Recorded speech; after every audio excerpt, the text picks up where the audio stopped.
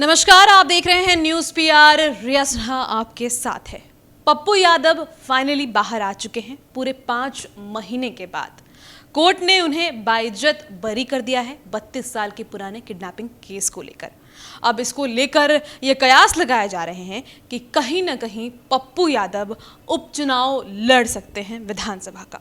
तारापुर से वो उपचुनाव लड़ सकते हैं और इसको लेकर कार्यकर्ताओं के द्वारा बातें भी की जा रही थी। कल से ही ये बातें उठनी शुरू हो चुकी थी। मुहर नहीं लगा है, लेकिन बहुत ही क्लियर है कि पप्पू यादव जरूर चुनाव का ऐलान करेंगे, चुनाव लड़ सकते हैं।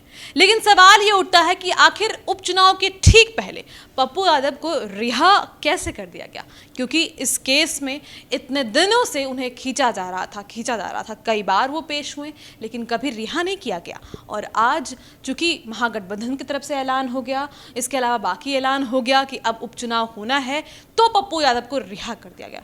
कहीं पप्पू यादव यूज़ तो नहीं होने वाले हैं, कहीं उन्हें वोट कटर की तरह तो इस्तेमाल नहीं किया जाना है।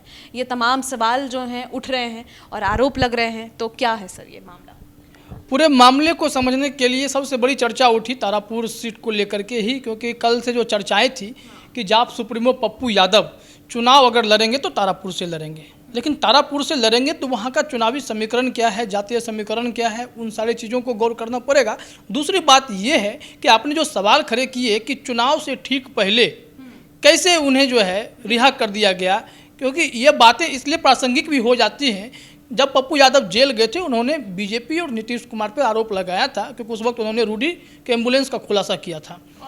हाँ, और भी लगातार हॉस्पिटल में जाकर के कमियों का उजागर कर रहे थे, तो निजी हॉस्पिटल माफिया का भी उन्होंने नाम लिया। कई लोगों के दबाव में कहा कि मुख्यमंत्री नीतीश कुमार ने ऐसा करवाया।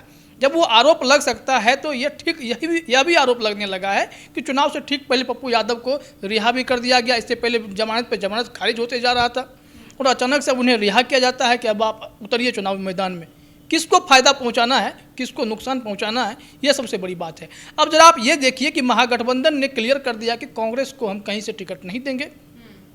और कांग्रेस, चर्चाएं थी उस वक्त में कि राजेश कुमार मिश्रा 2020 विधानसभा चुनाव के दौरान कांग्रेस से चुनाव लड़ते, लेकिन वहाँ टिकट नहीं मिला, तो राजेश मिश्रा इंडिपेंडेंट मैदान में उतरे थे और उन्होंने ठीक ठाक वोट हासिल किया था।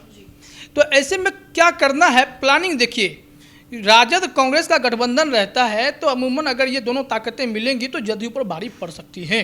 वो हम आपको 2020 के हिसाब को समझाते हैं और फिर पप्पू यादव की एंट्री जो है क्या काम करेगी ये भी बता रहा हूँ मैं, क्योंकि यह कहीं ना कहीं नीतीश कुमार को फ़ायदा पहुँचाने के लिए ही पप्पू यादव को जेल से बाहर निकाल दिया गया, क्योंकि अब ये चुनाव में उतरेंगे तो नीतीश कुमार को फ़ायदा है, एनडीए को फ़ायदा है।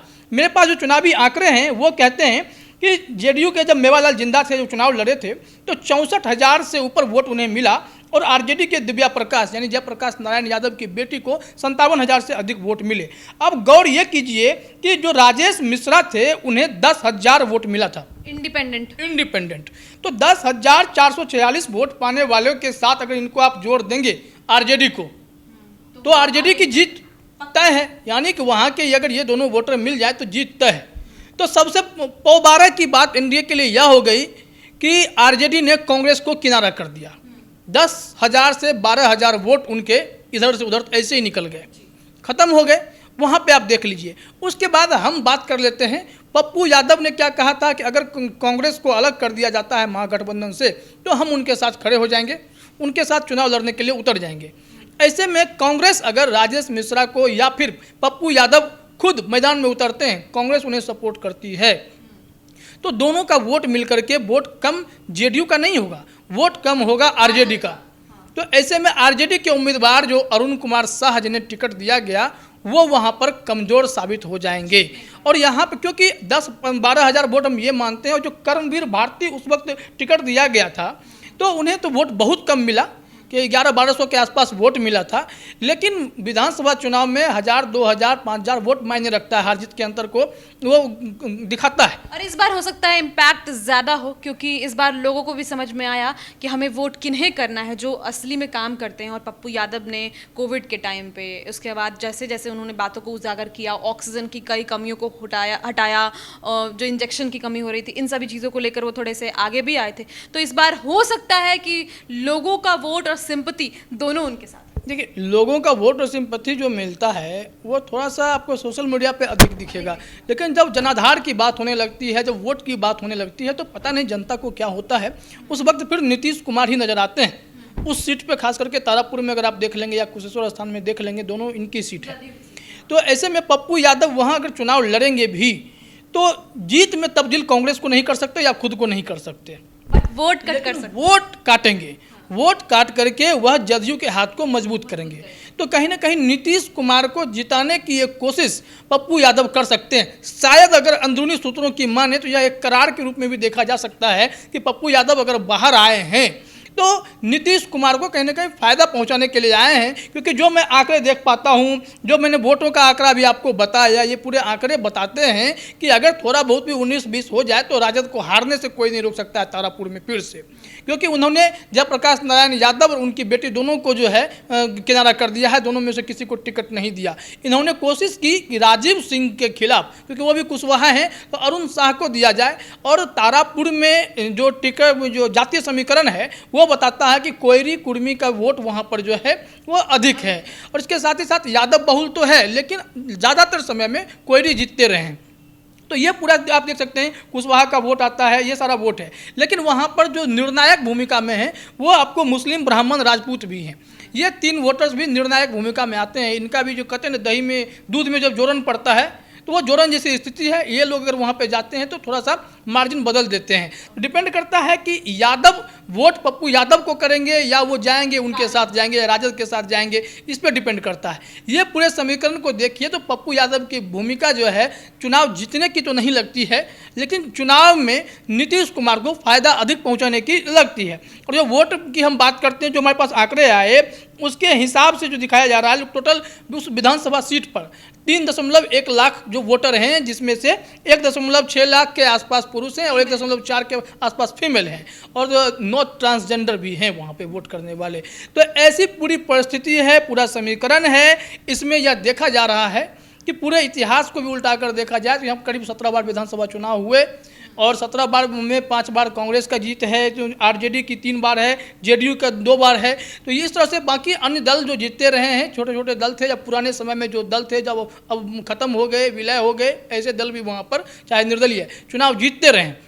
लेकिन इस वक्त जो पूरे जो हमारा केंद्र बिंदु है, ये विषय है कि पप्पू यादव को जेल से इन वक्त पर अगर बाहर निकाला गया है तो यह राजद को पीछे छोड़ने के लिए निकाला गया है, या कांग्रेस के हाथ को मजबूत करके कहीं ना कहीं सिर्फ और सिर्फ एनडीए को फायदा पहुंचाएंगे, क्योंकि कांग्रेस भी उस स्थिति में नहीं है कि वहां पे वो जीत हासिल कर सके। वो अब मैं जो 2020 के विधानसभा चुनाव के आंकड़े को देख रहा हूं तो 1100 वोट जन अधिकार पार्टी के उम्मीदवार को मिलता है, 1200 के आसपास, और 10,000 वोट इन्हें मिलता है। तो एक फायदा यहाँ पर यह भी था, मैंने देखा कि आरएलएसपी के जो उम्मीदवार हैं उन्हें भी ठीक ठाक वोट मिला था। तो ये सारे वोट तो अब जो है इनके साथ चले गए। आरएलएसपी का तो मैं देख पा रहा हूँ कि क्योंकि उपेंद्र कुशवाहा जो हैं इन्होंने नीतीश कुमार का दामन थामा, तो ये वोट भी जाने वाला है। सम्राट चौधरी का समर्थन मिलेगा वहाँ पर। अब देखना यह होगा कि राजद क्या गुल खिलाती है।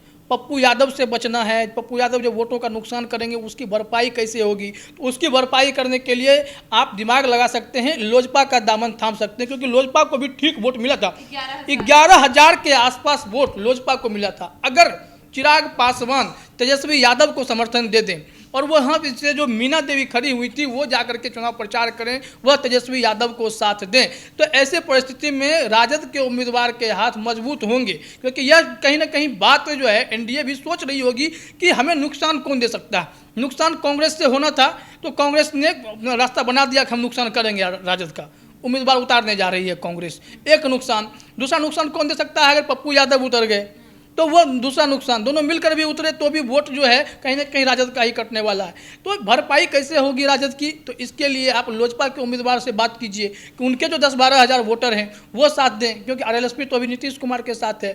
तो जो कुशवाहा के वोटर होंगे, कोयरी के वोटर होंगे, स्वाभाविक तौर पर वो जाएंगे नीतीश कुमार के साथ। लेकिन यहाँ पर यादव, ब्राह्मण, मुस्लिम, इन सब वोटों को जो है चिराग पासवान भी तब्दील कर सकते हैं, क्योंकि तारापुर जो है वो जमुई लोकसभा क्षेत्र में पड़ता है और जमुई से सांसद चिराग पासवान है। पकड़ तो है उनकी। पकड़ उनकी होगी, क्योंकि जो उन्हें वोट करते रहे हैं और इस परिस्थिति में वो देख रहे हैं कि अकेले कैसे चिराग पासवान जन आशीर्वाद यात्रा निकाल करके मैदान में उतरे हुए हैं, लोगों का प्यार भी उन्हें मिल रहा है।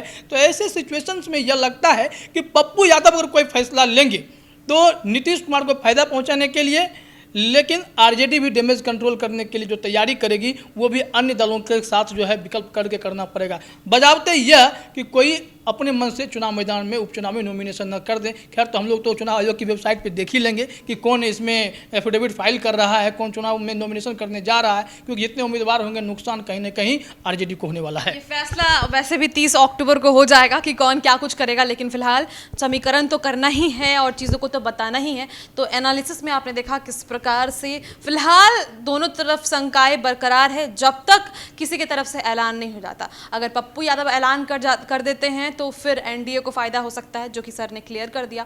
और अगर चिराग मान जाते हैं, चिराग महागठबंधन के साथ यानी कि राजद के साथ आ जाते हैं, तो फिर उधर भी बैलेंस बन सकता है। हालांकि एक और प्रॉब्लम यह है कि कांग्रेस भी अपने उम्मीदवार खड़े कर रही है, तो यहाँ पे भी इश्यूज हो सकते हैं। लेकिन फिलहाल आगे देखना होगा कि पप्पू यादव क्या करते हैं। बात तो यही है कि पप्पू यादव को नीतीश कुमार के इशारों पर ही छोड़ा गया है, आरोप यही लग रहे हैं। और अब पप्पू यादव तारापुर विधानसभा उपचुनाव लड़ने भी जा रहे हैं। तो फिलहाल इस खबर में इतना ही, और भी खबरों के लिए बने रहे न्यूज़ पीआर के साथ। बहुत बहुत शुक्रिया हमारे और रंजीत झा की तरफ से, धन्यवाद।